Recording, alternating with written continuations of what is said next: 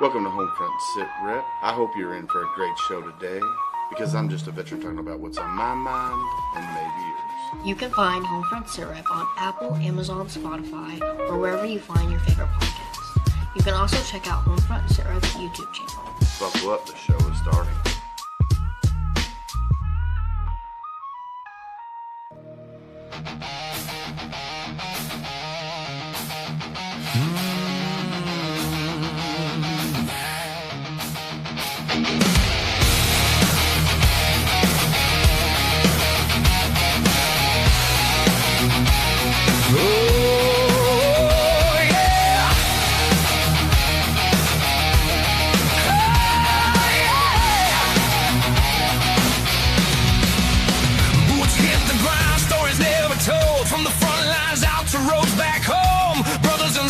Still in the fight, different battlefield, same damn life.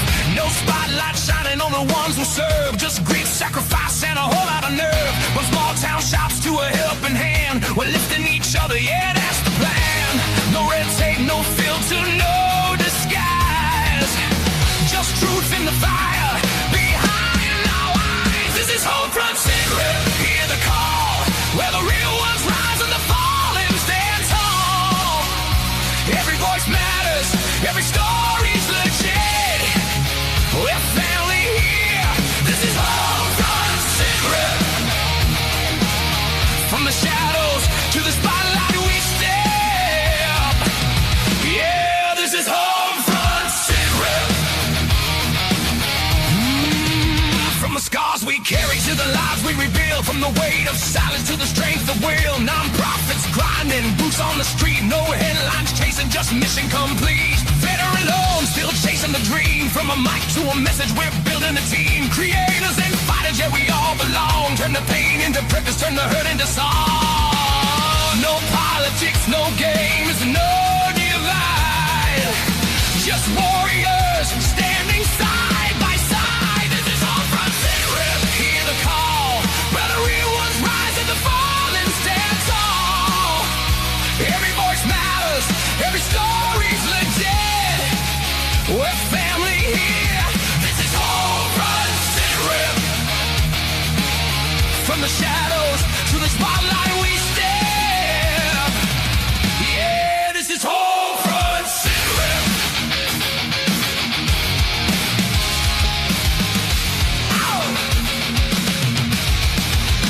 We don't forget, we don't walk away. We carry each other through every day. From combat boots to a boss to a seat, still standing tall, still hard to defeat. Real stories, real impact, real people. This ain't just a podcast. This is a movement. This is HomeFront SitRep, loud and clear, for the ones still fighting year after year. Every voice matters, every story's legit. We're family here, this is HomeFront SitRep. Yeah, we rise, we grind, no regrets. Welcome to HomeFront SitRep.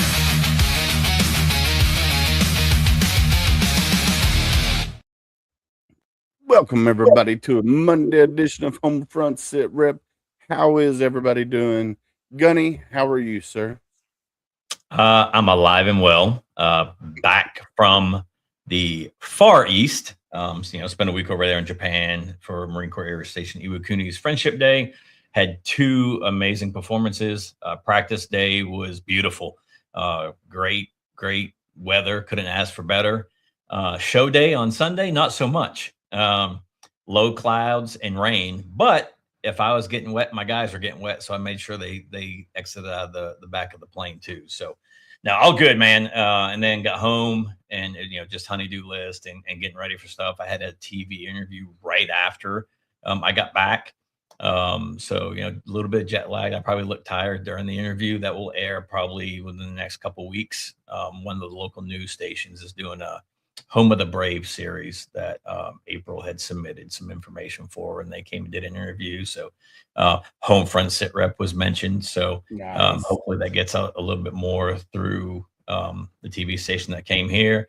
And then yesterday, woke up way before I was supposed to, and took off to Watkins Glen. Again, weather was kind of iffy, but the two jumpers exited the plane. Flawless performance at Watkins Glen for NASCAR, and I couldn't ask for a better weekend. Then flew home and then just spent all friggin' day today at the dealership with the wife's car. You gotta love it when something happens when you're halfway across the globe and you can't do anything about it, and you have to take care of it when you get home. So I'm glad I have a couple weeks off from work, so I can focus on the Mogadishu Mile bottle and getting that done.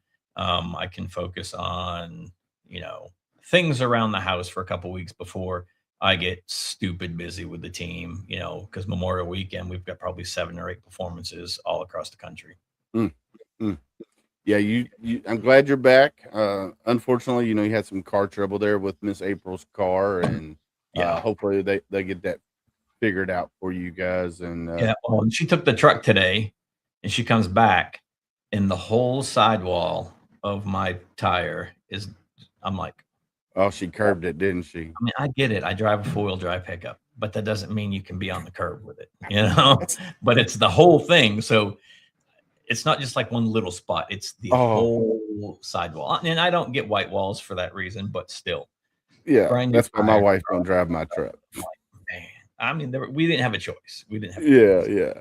So, my wife tried to drive my truck, and she hates it, which I'm glad that she hates it. And it's very rare that she does decide to drive it. And, it's just like, oh. So we'll see. Yeah. Who knows? Yeah. Before we get going any further, I see you're rocking a new hat. I just want to say thank you so much to Elite Engraving for kicking out these great Mogadishu Mile hats for me. Other side, Willis. So that's the Mogadishu Mile Kentucky logo on there.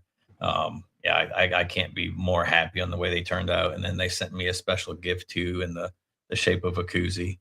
So nice. Super excited. And I think the guys that will come in this year will want some hats, and I've already been asked about my other hat, so now I have somebody that can pump out some Moog Mile Kentucky hats, and I'll just send them their way. But great product, and great veteran-owned company too, and we talk about them at the end of the show every weekend. But super excited for these hats. They fit great.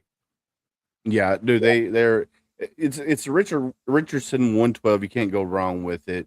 And then you had the ideal to do the offset with the subdued logo. And I think it turned out phenomenal, which, they did this hat, the HomeFront SitRep hat. And I love the red patch on it just because, remember, everyone deployed. I love the Richardson 112. So, cannot complain. So, I'll be having them do another hat for me. For the skydive team too. Again, black on black. I mean, I love the way it turned out. I'll be definitely getting another one from them here in the near future. Sure. Yeah, I love the blackout. The blacked out anyway. Like my truck's blacked out. It's got 2 little red hooks on the front, and I'm about to paint those black anyway. So I love the blacked out look, but it just turned out phenomenal. They did an amazing job. So that's eliteengraving24.com. It's a small veteran-owned company up in Campbellsburg, Kentucky. Male, female couple. We will have them on the show actually coming up. I think next Sunday or Monday. I can't remember. So stay tuned for that, and we'll definitely talk about them there for sure. But I'm excited about today's guest. What do you think? Are you excited? Oh yeah, 100%. I know we've talked about it for a while, and I'm glad, she had some time in her schedule to open up and come on, and she's taken the time to come on. She's, I think, busier than I am, which is a hard task to do, right? But super excited for tonight, and I think everybody that's watching and or will listen later will be extremely excited about the information she's going to put out, not only about herself, but what she represents and what she has represented. Yeah, I mean, she made history. I mean, come on, the first female commander in chief of the VFW. I mean, that's phenomenal. But we'll let her talk about all of that. So Yeah, for sure. let's do this, and then we'll bring her up on the stage right afterwards. I joined VFW Post 9127 in 2012 in Des Moines, Iowa. I had more than 30 years of service behind me before finally earning my eligibility by deploying to Iraq in 2010. A friend invited me to check out the post, and I became a life member immediately. My decision was deeply rooted in a sense of duty and desire to continue serving something greater than myself. I saw the impact the VFW was making in the community and the support and camaraderie it offered to veterans. Little did I know that decision would shape me in ways I could never have imagined. I get to be a small part of this advocacy powerhouse that is the VFW. Standing alongside nearly 1 million fellow veterans, where every voice matters.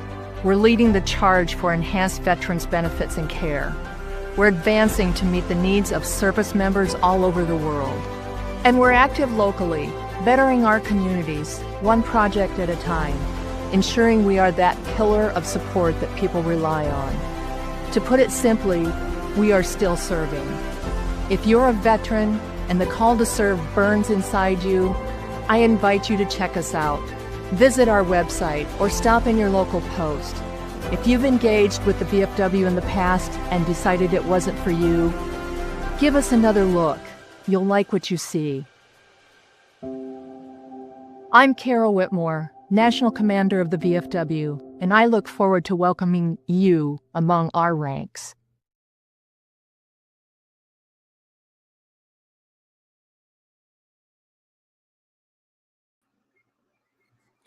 Miss Carol Whitmore, welcome to the show. How are you? I'm good. Thank you for having me. I appreciate the time. Well, we want to say thank you for taking time out of your busy schedule to come hang out with us here on HomeFront SitRep.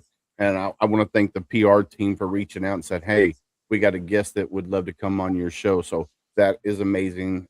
Thank you. And like Gunny said, you're a busy lady. So thank you for taking time out of your day to come hang out with us. So Yeah. if you don't mind, introduce yourself to the world of HomeFront SitRep. Yes. Well, thank you.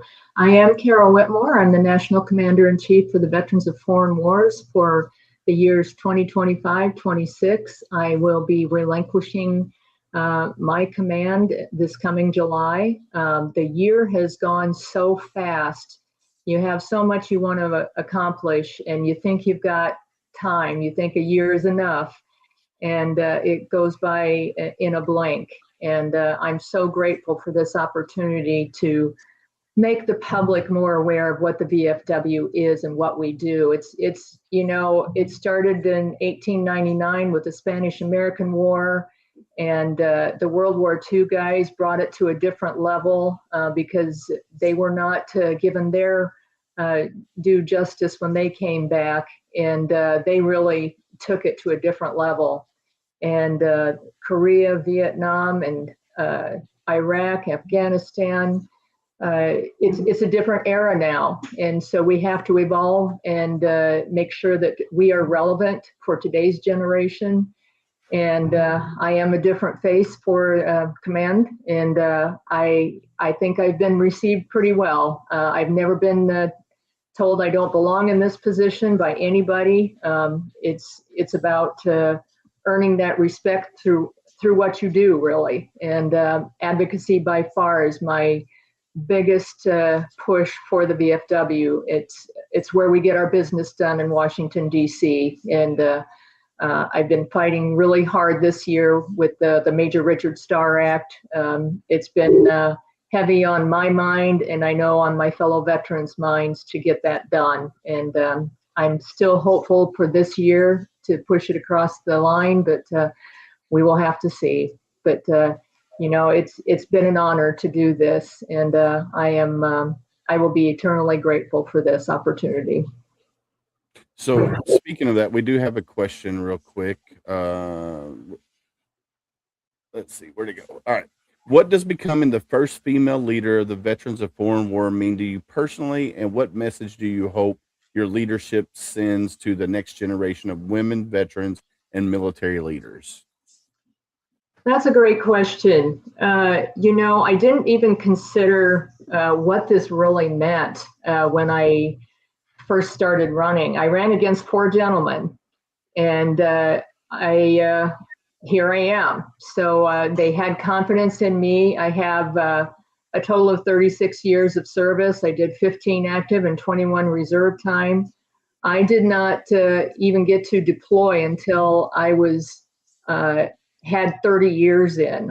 I turned 55 in Iraq, and that was no easy task to do, but I was grateful for that opportunity. I'm a retired nurse. I went as a nurse, and it's not about being male, female. It should be about your qualifications and what you bring to the table. And I've said this many times, I'm a veteran first. I just happen to be female. And that was my big push that I wanted to put through.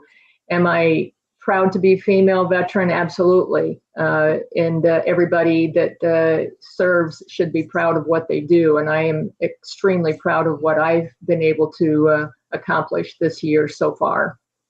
Heck yeah. So another question from Rich LaMonica. What do you feel are the biggest challenges currently facing the veterans of foreign wars, and what vision or plans do you have to help revive, grow, and reconnect the organization with today's generation of veterans? Another great question. It's about getting the meaning of what the VFW is to this generation. It's hard to get people to stop thinking about grandpa's old smoky bar. That's what, some people still have that perception that it is, and it's not whatsoever anymore. We bring so much more to the table in the communities. We work in the communities with Boy Scouts, Girl Scouts. We give scholarships to Patriot Pen and Voice of Democracy students, grades 6 through 12. And it is just so much more than a cheap place to get a drink. It is a place of camaraderie, and it's a place where you can share your story, and everyone has a story to share, and they should. We should never feel like we can't.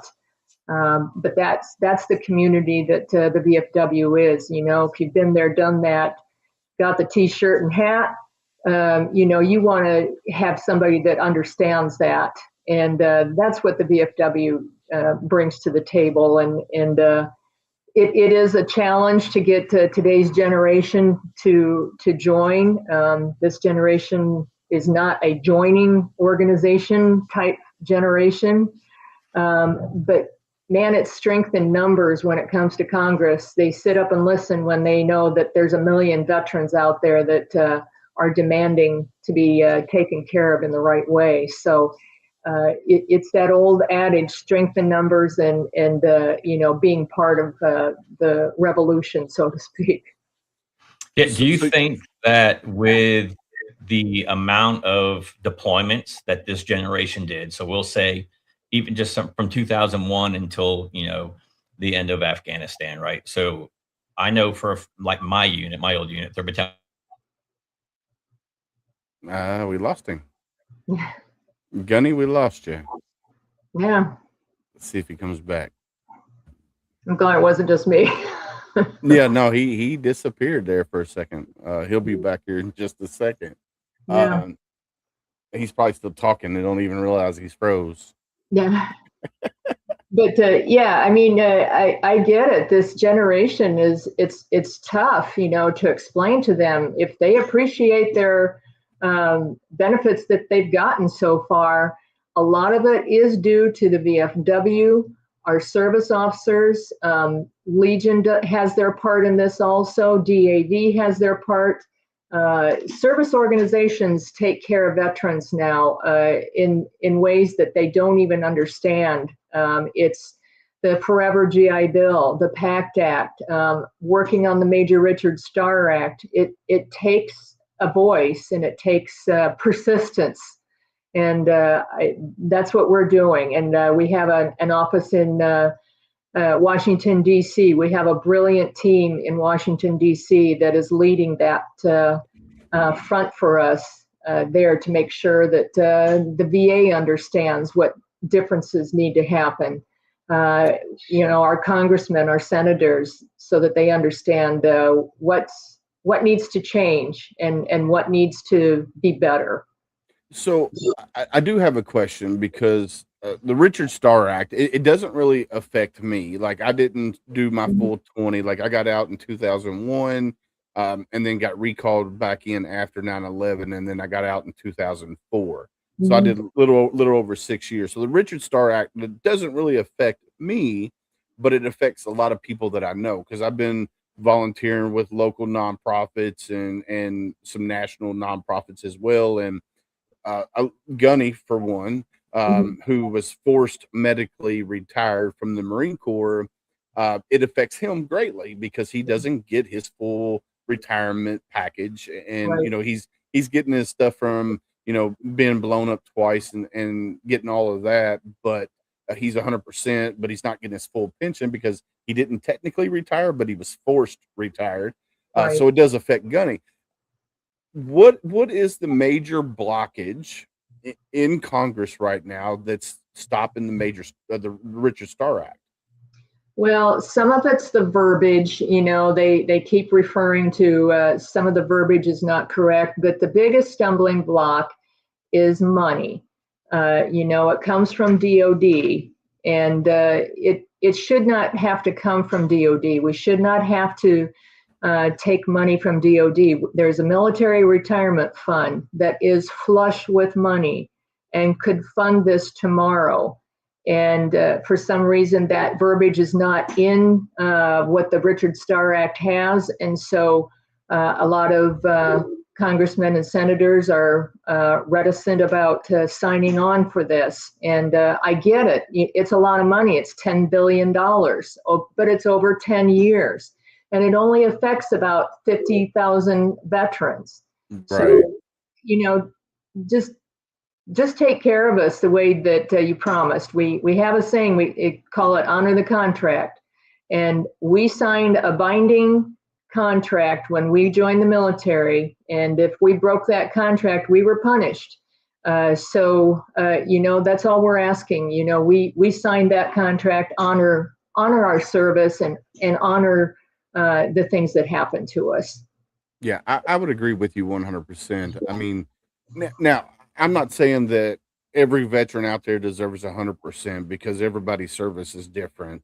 Right. But if there's that hashtag not service connected going around, because the VF or the VA is saying, well, it's not service connected. My generation, when we got hurt, we were told, don't go report because it'll sideline you. I was infantry in the Marine Corps. Right. And we were told, hey, if you report, you're going to be sidelined. And then you got your peers, oh, well, you're just a sick call bandit. You're a sick call bandit, blah, blah, blah. So Right. There's things. I was in Greece in 2000 for a joint NATO exercise. And I was in the back of one of our Humvees, troop Humvees.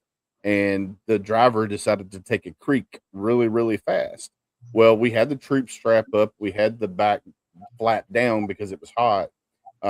And I was launched out of that Humvee and into the creek, and I was knocked out for 3 minutes. Yeah. Well, the Lance Corporal that was driving, his dad was a full bird colonel in the Marine Corps, and they're like, don't report it. I'll get in trouble with my dad and command, blah, blah, blah. So I didn't report it. Right. And I'm still struggling with the VA now, getting things that should be, because I was infantry, automatic. Right. Granted, I know the VA doesn't have certain things listed by MOS. There's some things that are, but there's a lot of things that are not. Right. But if we signed our name on that dotted line and we're going back to them saying, hey, this is what's wrong with me. I don't have medical records, but this was my MOS. There should be things that should be automatic, I think, me personally. Well, and if you have witnesses that will attest to that, that should be submitted also with your claim. Right. I get it. Back in the day, you were considered sick, lame, and lazy if you went on sick call, and your peers, your squad, your platoon, let you know that too. And how wrong that is. And when I just came back from overseas, and I was with some Marines at Camp Humphreys, Korea, and there was a young warrant officer in charge of the people that were there, and I told him, I said, please don't tell your troops not to go on sit call. Please take care of them so that when they do get out, they're broken, and that they can prove that. And he said, absolutely, I am 100% behind that, because there's too many veterans out there that can't prove what happened to them because they did not go on sick call. They didn't go and get treatment. Yeah. And, it's a shame because, now they're paying for that bravado that they, did not go on sick call. Yeah. So my nephew, he was National Guard at first, and then he's active duty now with the Army. And I'm like, bro, anything that happens to you while you're on active duty, you twist your ankle, you do whatever, go to sick call, get it reported, because when you're 20 years out and you're trying to get your VA benefits, because I waited, I was one of the dumb ones. I was like, I'm not. There's other veterans that need it more than I do. That's my mentality. Yeah. I'm like, you don't want to be like me. You want to get out of the military, whether it's 20 years, 15 years. You want to be rated from the VA as soon as you walk out the door, and you want to be 100%.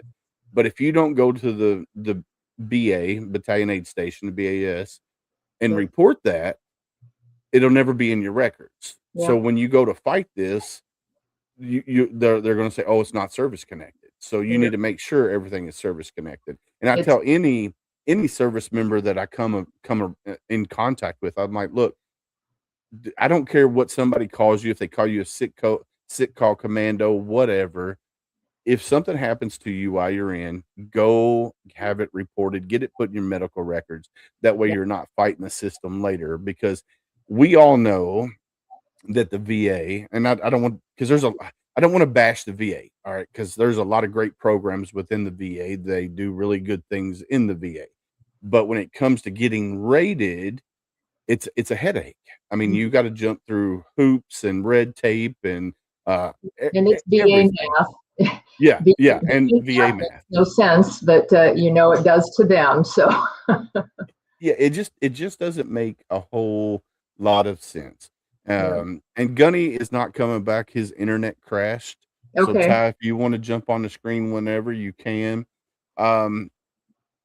Yeah, it truly is a crime when we're telling kids, literally kids, not to go on sick call because you'll cause problems, and we're not taking care of them properly sometimes on active duty, and then they pay for it later when they don't have that documentation to prove what happened as yourself.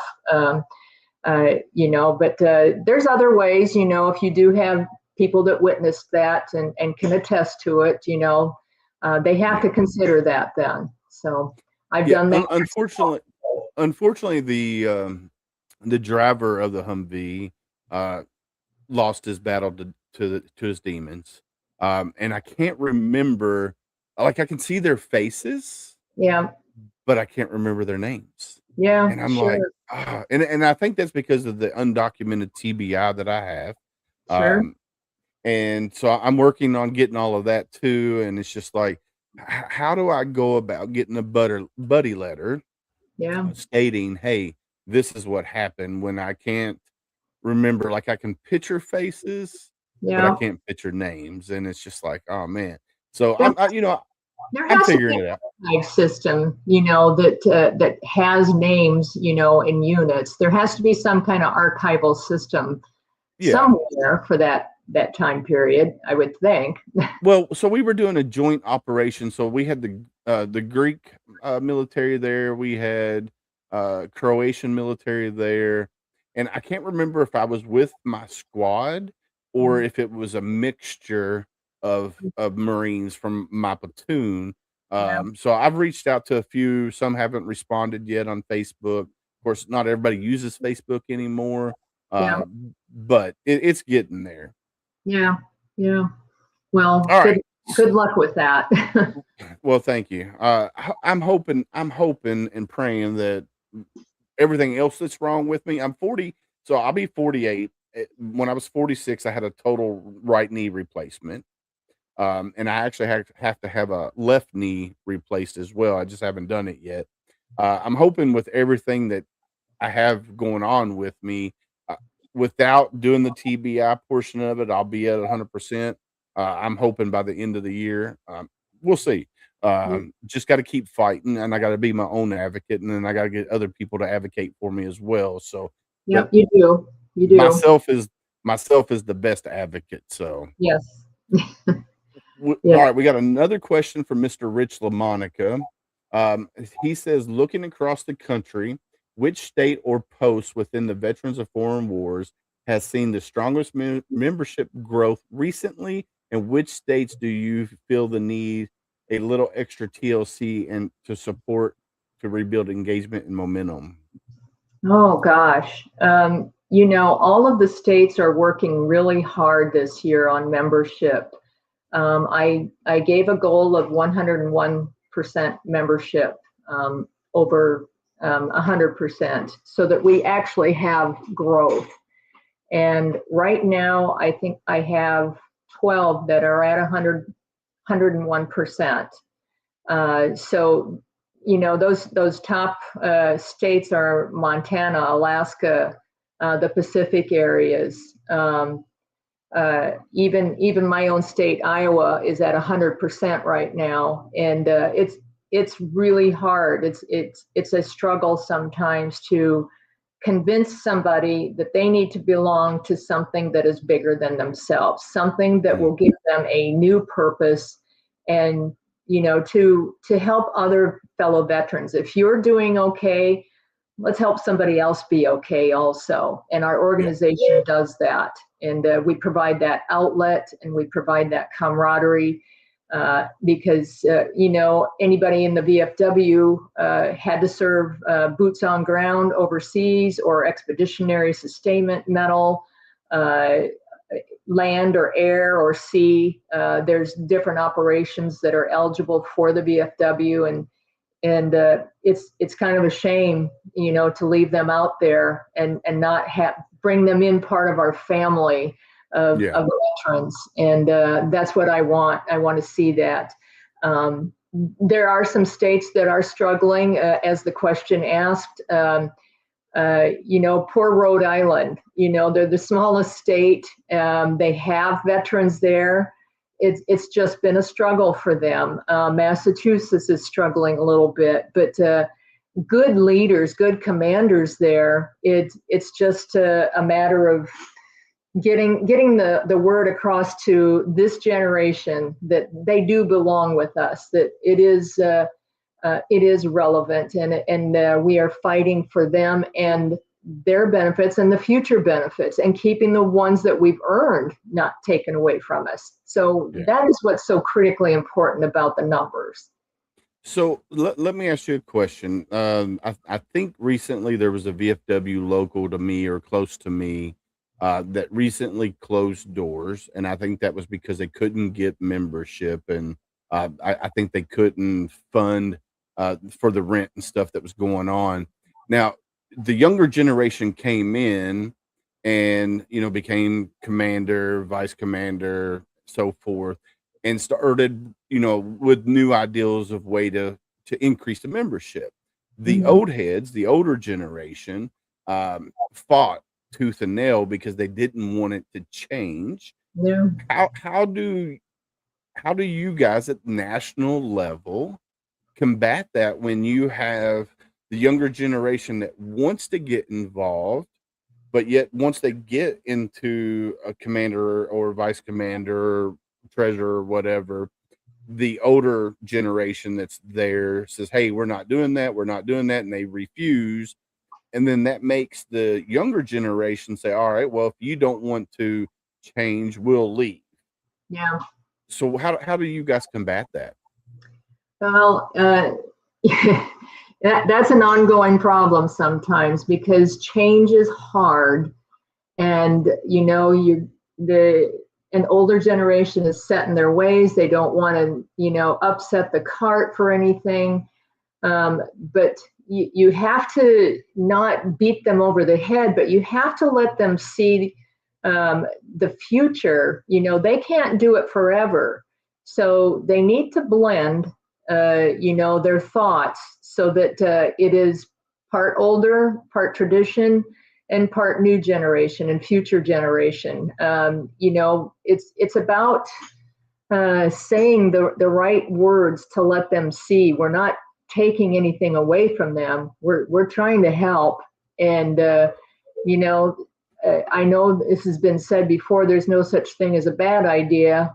Sometimes there is, but hold my beer. Yeah, it proves it. Right. But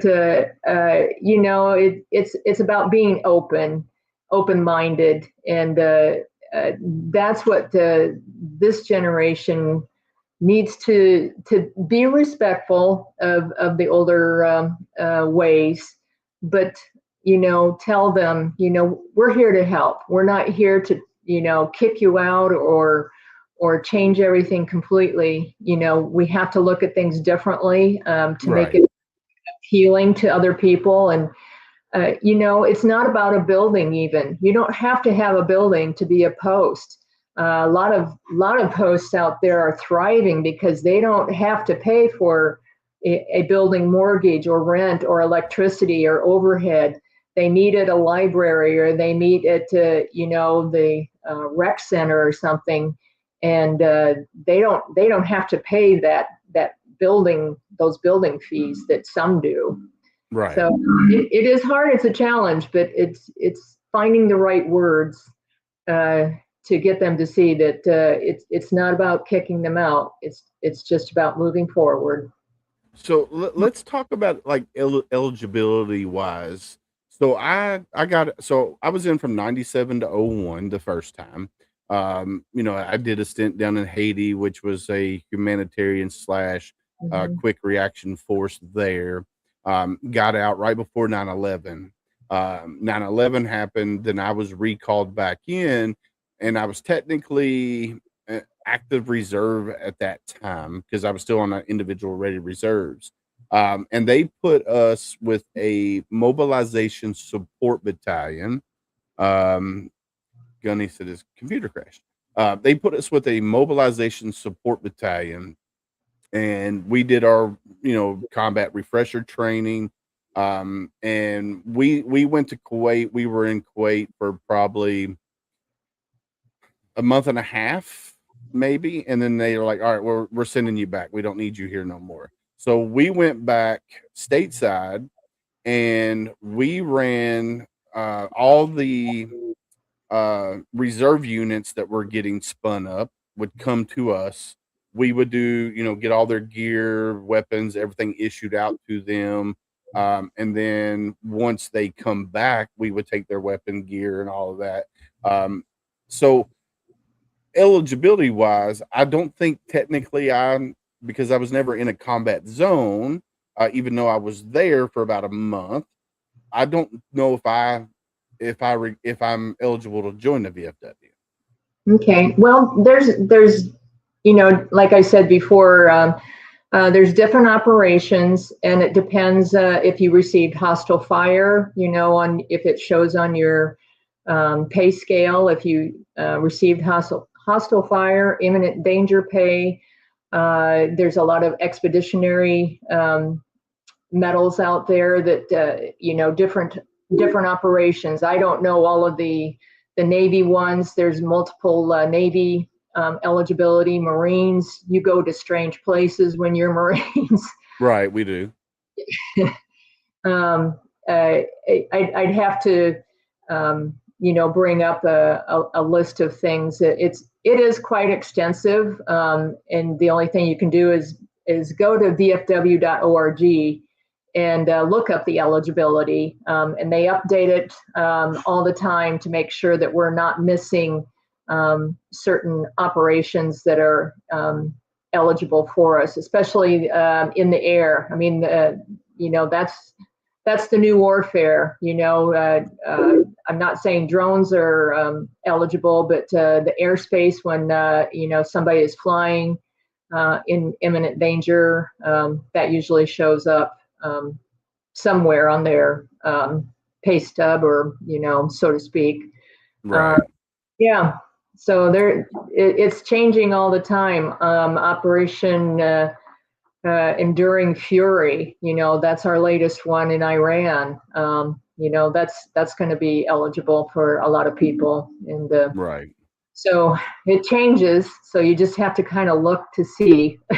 Yeah, I think I need to get an updated DD-214 Yeah.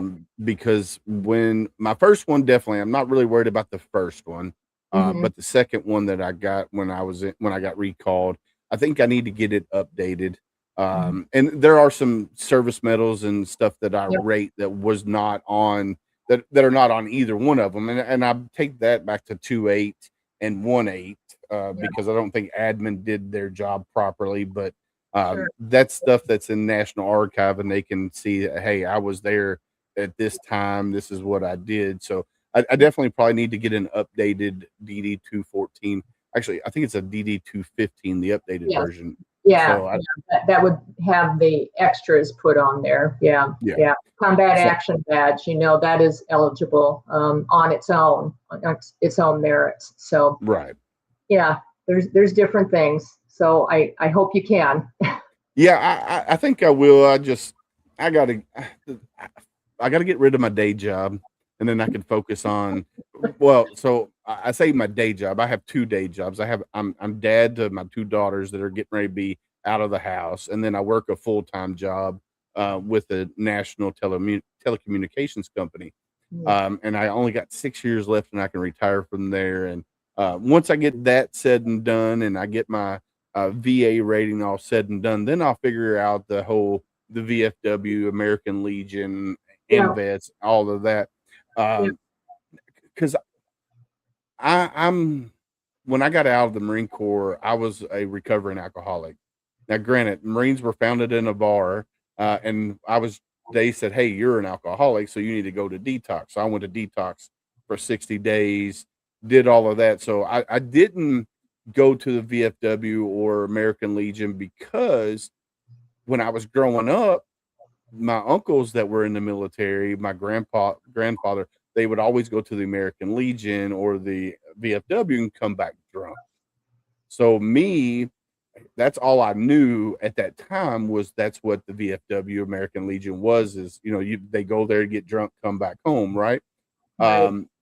But once I got to the point where I was volunteering, and I had a lot of friends that were members at the VFW post, and I went and seen what they were doing. They're trying to do like the gaming, the VFW gaming thing that they got now. That's super cool.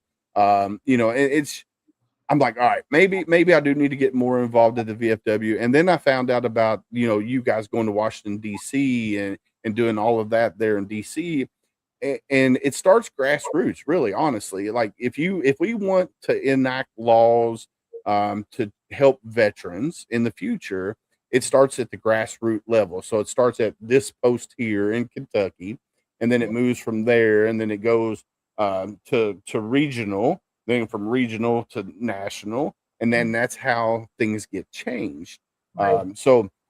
Yeah, I love everything that the VFW is doing. And then my buddy Ty Cobb, who's my producer behind the scenes right now, he said the VFW saved his life. Good.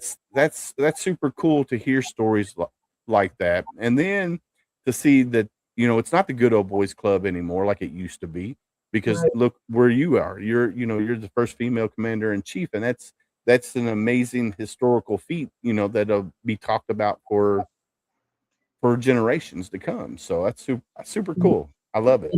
It's a great honor for me, and I'm very proud that I can not only represent female veterans, but every veteran that has served overseas and in harm's way. So it's my greatest joy is when I get to go around the country and talk to my fellow veterans about what's affecting them and what's working and what doesn't work, in the VFW. So yeah, it's a pretty incredible job. That is I love it, and I'm glad that you're there, and I'm glad you're leading the VFW into the future. I think it's super cool, and I can't wait to see what other things that the VFW comes up with to get more engagement from the younger generation. Like I said, there for a while, people said the VFW, the American Legions, were going to die out because it was going to die out with the Vietnam vets. But I think people like Ty and other younger generation are trying to revive the VFW and stuff like that. So I think that's super cool.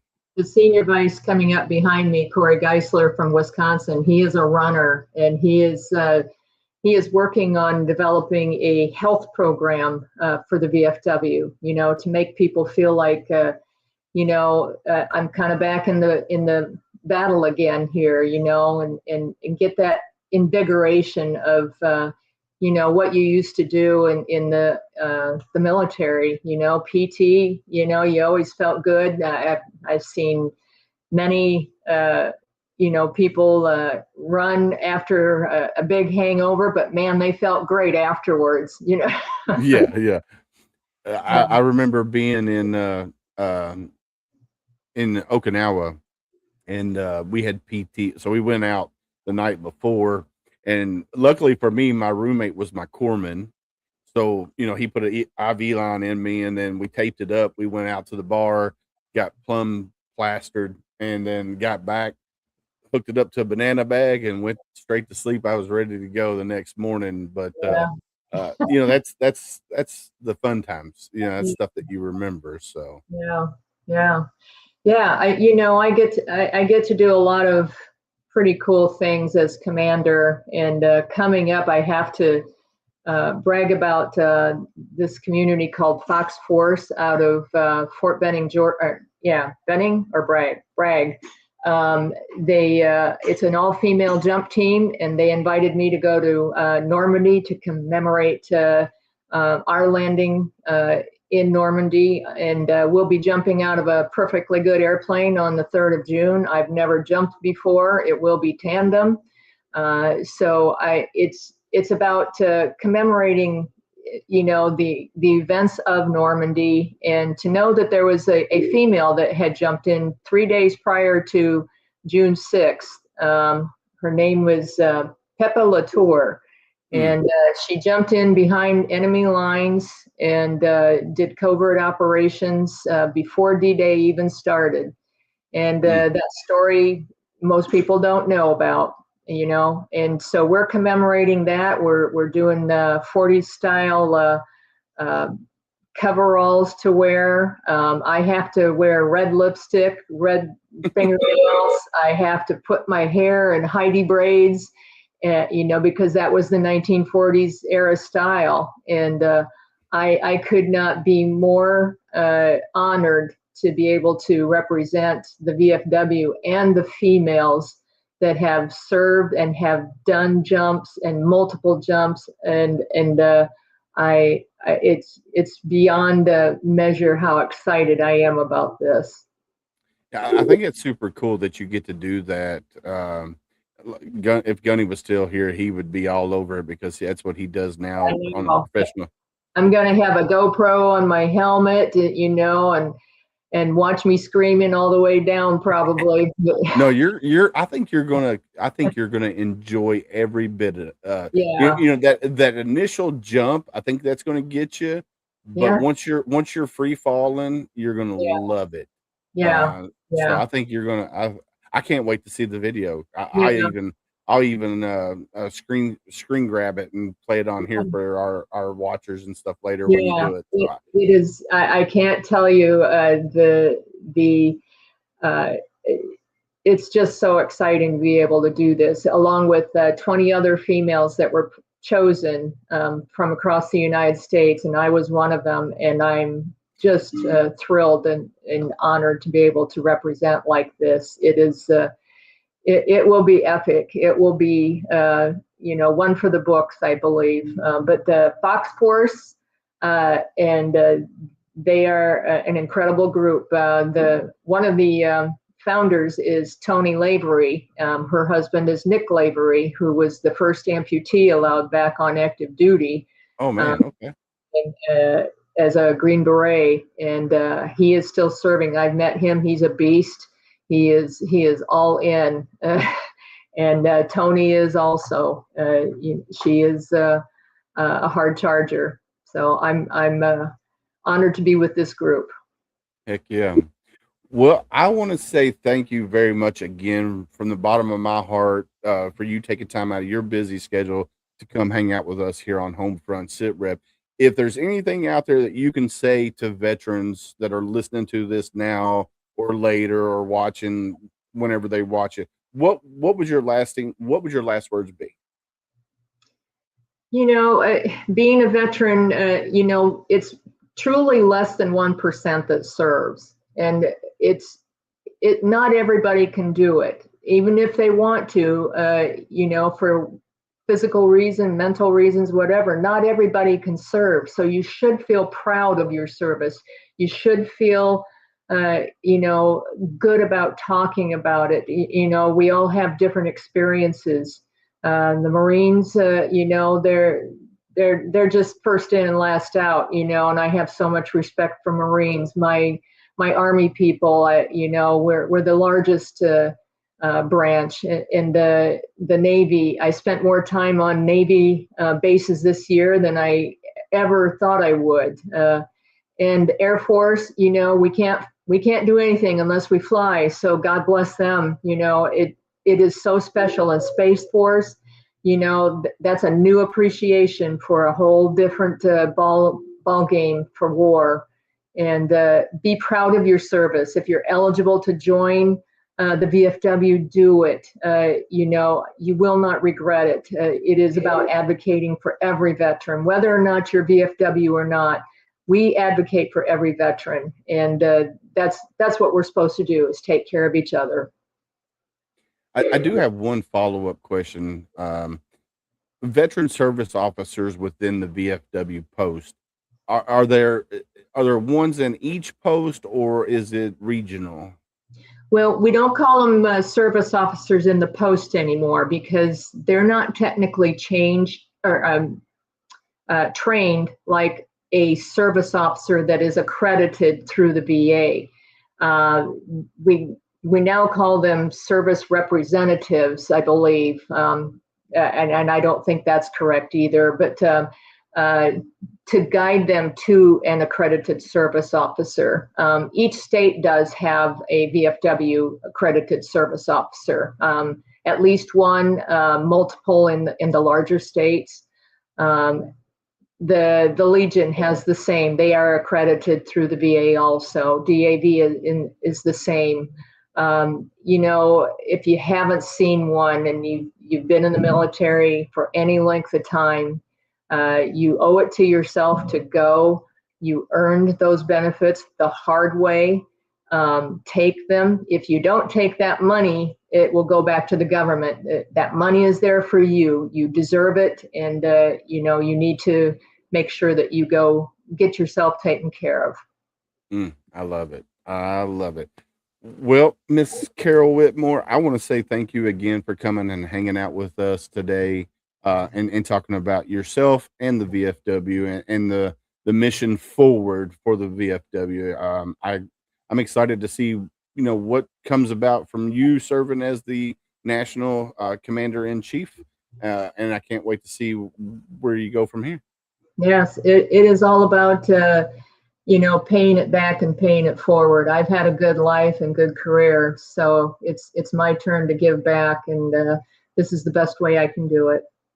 Amen. Amen. Well, thank you again. I'm gonna drop you down in the green room. If you have to go, I understand. If you want to hang out, we can chit chat afterwards.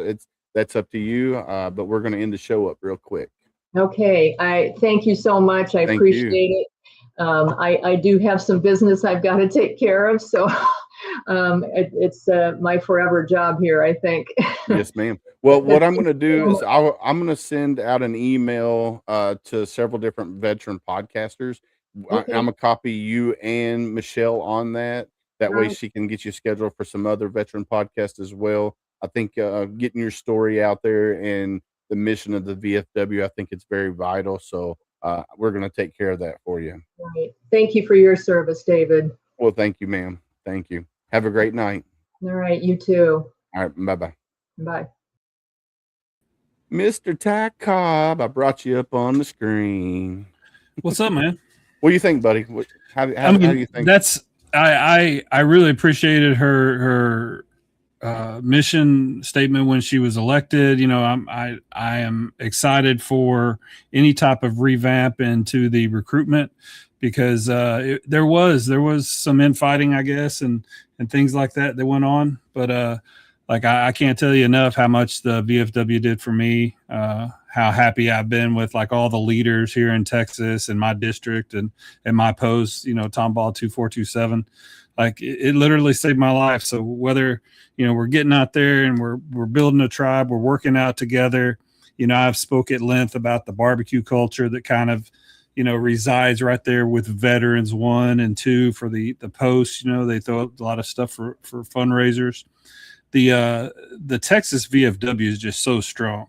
And the people that I know from Texas have spoken about what National does. I know one of Dan West is up at National. I can't tell you enough. From a veteran that served from 98 to 2017, the VFW and American Legion, yeah, they have bunkers. Yeah, they have canteens. And we can drink some. We like to party. But the biggest thing that I get out of it is the tribe. You get people that understand what you're going through, can see warning signs because, you know, they spent the same time deploying for 20 years in the global war on terror. And we need to ensure that we embrace the next generation that's going to be fighting in Iran and everything is, you know, as much as we got embraced by the VFW. I think I joined the VFW in 2005 when I was deployed because they would send packages over and then you would join a VFW. I think I was in Ohio or something. But I've always had great experience with them. I love what Carol had to say, and you know, I can't wait to have her on our show. Yeah, definitely. We'll definitely have to get that email sent out to you, Rich, and the TOTS group, and have her on some more shows. I might even try to get her on one of the Tip of the Spears, just to have you know a different perspective on the tip of the spear on some of the things that we talk about, which I'm excited about the next one. Because you know, we'll talk about the Iran war again, and we'll talk about, you know, a little bit of everything like we always do on Tip of the Spear. So what she said though that really resonated with me, the 1 million, you know, veterans, that's going to resonate with our legislators. So whether it's local, state, federal government, we need those people petitioning for all the veterans to make sure that we don't lose benefits, like she says, and that we gain new ways to administer those modalities for therapy. And our podcast is one of them, bro. So thank you for building this network and letting me be in a part of this. Cause you know, Carol Whitmore is a big deal in my world. The National VFW commander, fuck, that's pretty awesome. Yes, so sir. Appreciate you letting me be here today. No, man, you're welcome anytime. You know that. I love the network. Like you said, you know, I had an idea after coming up with HomeFront SitRep, and, you know, meeting you and meeting Rich and meeting all these other veteran podcasters. I was like, man, we need a roundtable discussion. And then, you know, I brought you guys in on the fold, and it went from, you know, 4 or 5 veteran podcasters to all these veterans that come on, and man, it's phenomenal. I in the words of and then from that we get more people in our phones. You know, I know I can call Rich because, you know, he spent a lot of time at Fort Campbell. He knows what I may have, you know, some question I have about the Wings of the Eagle Museum opening. He's going to know that, and you just got that network. And yeah, I love it, man. I love what you're doing there. It's all about building that tribe, that community, and it's what it's all about, because we can't do it individually. We can't do this life individually, and that's this right here. You're not alone. Yep. Ladies and gents, you're not alone. Even though you feel like it, this right here. In the silence of your struggles, remember, though unseen, you are deeply held in the hearts of others. You are not alone. That right there says it enough. And then this right here. The uniform may come off, but the bond remains. And together we heal, together we rise, and together we carry each other forward. Yes, sir. That's the key word there, together. And then hashtag be someone stranger. Ladies and gents, we as humans, we're more apt to talk to a complete stranger than the ones we love the most. So be someone stranger today. And what I mean by that is if you're out and about and you see somebody and it looks like they're having a bad day, go up to them and say, hey, how are you doing? And if they give you the red flags, I'm okay, I'm hanging in there, I'm living the dream, ask the next hard question. How are you really doing? And be ready for that conversation. It could be a 5-minute conversation. It could be an 8-hour conversation. And just sit there and listen. Don't try to fix them. Just sit there and listen. Because that's all we need sometimes. And I debuted a song last week, and I'm not going to even talk about our community partners tonight. I will give a shout out to Heroes Media Group and Reach Across America Radio and SameFlagSameOath.com, because we talk about those every time, every episode. I was wearing my Same Flag Same Oath hat earlier today. I need to get back with Matt to talk, finish up our store site within the SameFlagSameOath.com universe and have our shirts up and ready to go, because I'm ready to get those things out there to the masses. But anyway, I just spoke to Matthew earlier today. He's as usual working his butt off. Yeah, he's definitely busy. I know he had some family things that came up last week or the week before. I don't push him, because he's doing me a service. Granted, it helps Same Flag Same Oath, but he's doing something for me, and I don't push him for it. I'm not. When it's ready, it's ready. I mean, that's. I tell people all the time, like, he's one of my favorite people in the world. Like, he's the guy. He's like a emergency contact in my phone, and we're pretty tight. But I only talk to him like maybe 2-3 times a week, because like he's either on his primary job, he's being an excellent father. He's running our business with the TTV Live Foundation. Like, that dude's got a lot of shit going on. He's like a rock star in my world, and I don't get to talk to him. So Amen. Sorry if you don't get to talk to him. He's a rock star, man. Yeah, if you want a t-shirt, go check out SameFlagSameOath.com. I will tell you, quality of the shirt is phenomenal. Uncle Sam is still wearing his shirt. He still ain't washed it, so he's still stinky.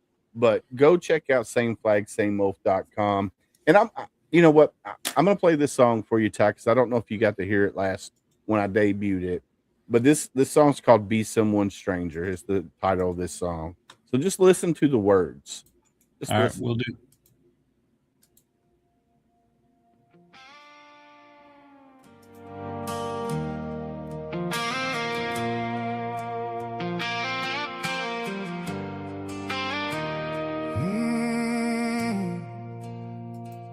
We'll sit in the bar with a stranger at night, spill out our pain like it's alright.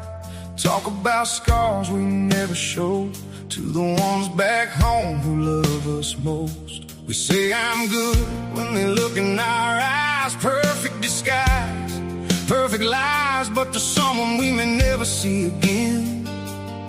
We tell the truth we're hiding in. Yeah, it's easier when there's nothing to lose, harder when love's got something to prove. So be someone stranger for a minute or two, look 'em in the eye like you want the truth. And when they say I'm fine, just living the dream, don't let them hide behind that screen. Ask the next hard question, don't let it slide. Yeah, but how are you really doing inside? 'Cause the strongest hearts break in silence too. And sometimes healing starts with you.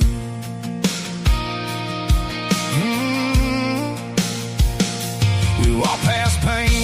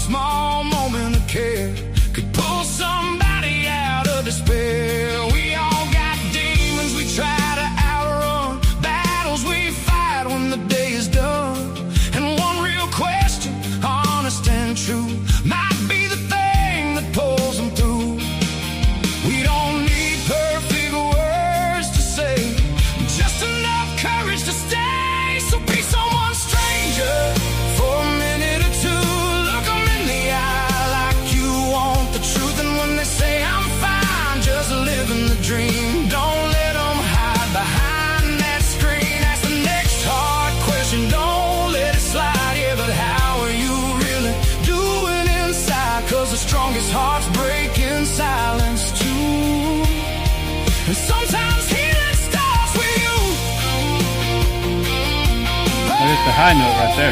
Yeah, it was. Is this that AI stuff you've been messing with? Yeah. Who did you ask it to sound like? I have to go back and look. No, this is, you're getting good at it. You almost walked by was the one chance to save a life. We're all just searching, hoping it shows that somebody cares enough to know. Next time someone says, I'm okay, I'm living the dream, don't walk away. Ask them, how are you really doing? I think it's a mixture between Springsteen and Stapleton. Yeah, I can hear the Stapleton, the vocal fry, or raspiness.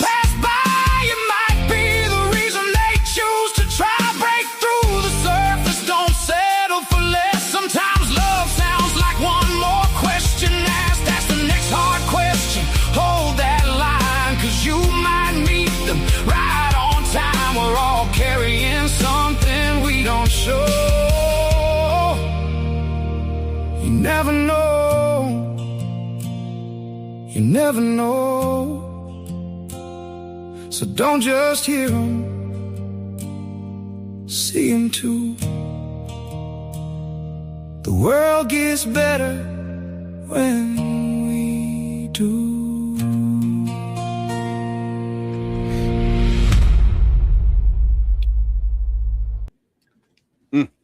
Not bad, bro. So like, I can't wax poetic. I can't get that emotional. I can't psychoanalyze an AI song writer, you know? So, you know, I don't fuck with it as much as you do, but man, like from some of the ones that you were doing at the beginning and to when you got to that Limp Bizkit inspired one you did for me to that one, like I say on the show, a lot of our emotions, especially from deployments, is like really wrapped up in music. So I'm guessing yours is country. You listen to country? That's your genre? Well, I listen to a little bit of everything. So it just depends on what mood I'm in that day. Like post service, you know, cooled out, you know, level Willis. What do you listen to when you're chilling?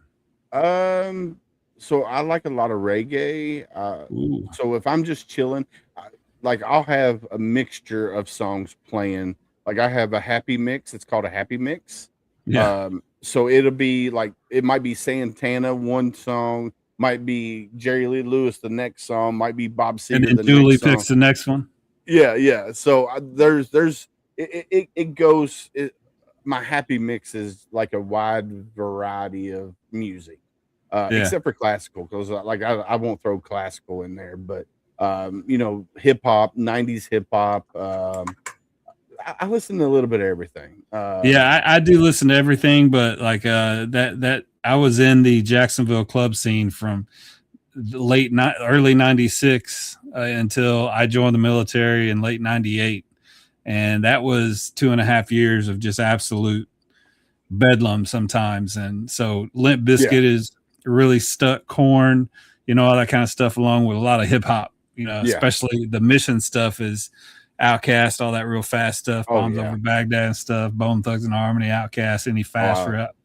Remember Do or Die? Crucial Conflict. That was my joints back in, you know, when I first joined the military. Well, you were on here with Theory, right? When I vibe with Theory, like because he's got such the width and breadth of his musical knowledge is awesome, but he raps, so the way he draws stuff in with his brain, like I enjoyed that aspect. Well, when he was on the show talking about his upcoming album that's getting ready to drop, the beat that I played that he freestyled on, I created that beat for him. Oh, really? Yeah, I created that beat for him, and he didn't even know what the beat was going to be until I played it for him then. So, you know, the good thing I use Suno to create my music. I'm not a singer. Now what I will do when it comes to the AI songs, like that song there, like Be Someone Stranger, I'll go into Chat GPT and I'll say, all right, this is my ideal, and I'll write some lyrics that I come up with, like be someone stranger, ask the next hard question, all of that, right? And then ChatGPT will create me a song, right? And then I'll go in and I'll modify the lyrics, because sometimes ChatGPT, it is AI, so it comes out robotic-y, right? So I have to go in and I modify them. And then what I do is I'll take the lyrics and I'll upload it into Suno, and I'll be like, all right, what style of music do I want to listen to? What do I want this song to be in? And then so I'll be like, all right, I want 90s country. I want male raspy vocals. Or, you know, if I want to do 808s with a triple row on the hi-hat. So there's things that I throw. Goddamn MC Willis. Yeah, so I throw those into Suno, and it comes up with, you know, different things of that nature. And it's just like, and then I keep listening until I find the right music that I'm looking for. And it's fun, you know, to play around with it. Now, I'm no artist like that, you know. I'm no Theory, I'm no Chris Stapleton, I'm no Garth Brooks, no Limp Bizkit, right? My stuff is AI generated, and it's how I'm feeling at that moment. Like, I'm from Kentucky, right?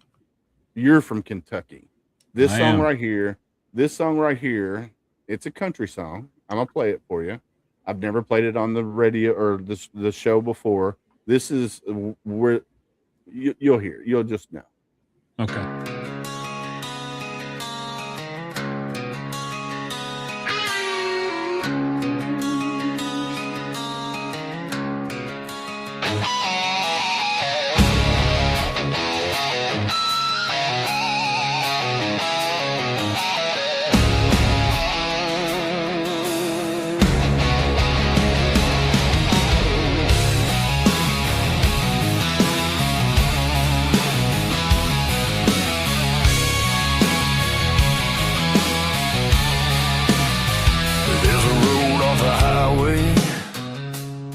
Past the trees, no rank on your collar, no need to be seen, just boots in the gravel, a breath in your chest. First time in a while, you don't feel the test. No orders to follow, no mask to defend, just brothers and sisters who've been where you've been. This is where the quiet heals, where the noise fades out and the truth feels real. No speeches, no saviors, no one pretending, just scars in the open and souls mending. If you're tired of running, tired of pretending, there's a place in Kentucky where the quiet heals.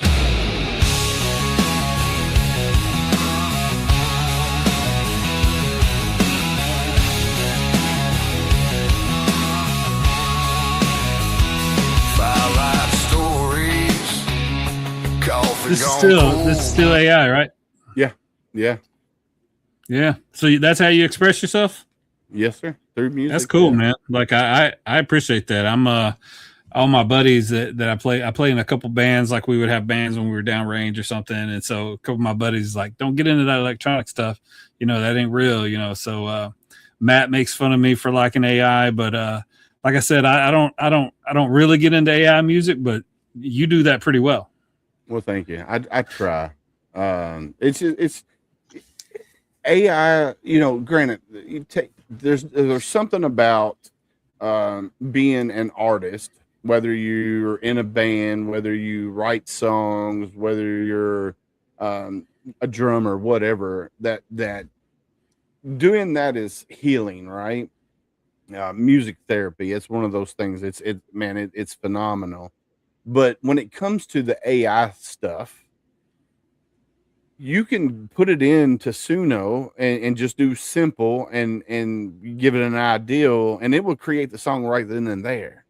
But when you pay for the next version, because the free version you can it's very limited, right? So I pay for the next version where I actually open up the studio, and I'll put in there, if I'll separate the tracks, like the drums, the guitar, the whatever, and if I want to speed it up, slow it down, just to make the sound what I'm looking for.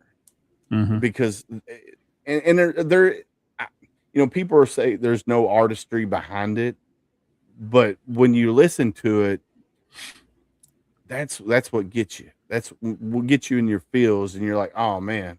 Well, yeah, but for me, like I know that you're doing it, so that's why I like your shit. But most of it, like I wouldn't get into it myself. But I like you. I like hearing your stuff because of your story. But that's it. I can't get emotional about it if I know some computer wrote the lyrics, because how the fuck's the computer supposed to know? But I know, for instance, on the other end that you're putting in a lot of the information. Yeah, so I'm going in there. Yeah, I'm going in there, Chat GPT, putting in the information that I want it to come up with the song about. And a lot of times, dude, I'll put it in a whole, like 2 paragraphs of things that I want this song to be about. And then I'll hit render, and it'll come up with the song. And then I'm like, no, that's not what I'm looking for. And then I go in and I change the verse to make it sound the way I want. Like, there was a Triple Threat Vet song that I did that it said "We Are Triple Threat," but it didn't say Triple Threat Vet. So I had to go in, change it to Vets, or add that onto the end of it. And then like some of the Tip of the Spear songs, go in and change. We have one HomeFront SitRep song, not the new one, but the one before, that a lot of people are like, man, that song made me cry. And I'm like, wow. Yeah. And I'm like, man, I don't want people to cry because they're listening to the songs that are playing on the show. That's the thing though. I mean, Will, let's check this out. So, I mean, that's one of the modalities of healing, whether you have, 100% PTSD, 50%, whatever it is that's your ailment, or you just need some tribe to get back to post service. Like that's what I love. Like the little thing that we're doing music here, the barbecue, whether you're getting out there with adventure therapy with the Project Zero, or you start your own business. Like I think Matt Johnson would be happy to teach you how to start your own business as a veteran. So all these little things we get to do, that's a lot of fun, man. So, hey, this is the song you're talking about. This is the one you made for us.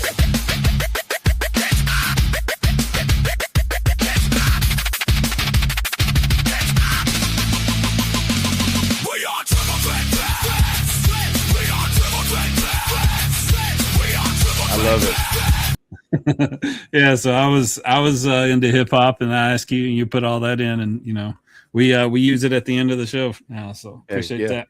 I didn't even realize we're still live. I just started like fucking nerding out with you about it. We're still live. I want to give a big shout out to Miss Addie. She's on TikTok right now.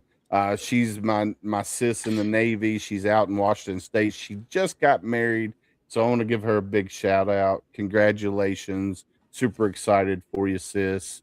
We need to talk soon just to make sure everything's good to go. So big shout out to you, sis. All right, Ty, it is about that time, my friend, to end the show. I hate it, but it is about that time. Yeah, it's good. I appreciate you letting me come on. We got a roast of CIA Bob. You may know the character from the show. He's actually a guy I served with in 2003. We're doing a roast of him on the 21 May. So you have to pop in and take some pop shots, because you've heard that crazy stuff he says on our show. Oh, yeah. And we're also going to have AJ Merrifield. He biggest storyteller in the Army. And, he's part of the rumor from changing the Army's policy on battle buddies to warrior companions. So there's, funny stories galore. We're going to roast the shit out of CIA Bob. So nice. I love it. I love it. Ladies and gentlemen, check out Triple Threat Vets on Thursday nights. Go follow them on their YouTube channel. Go give them a follow. And like we always say here on HomeFront SitRep, stay safe out there. We got your six.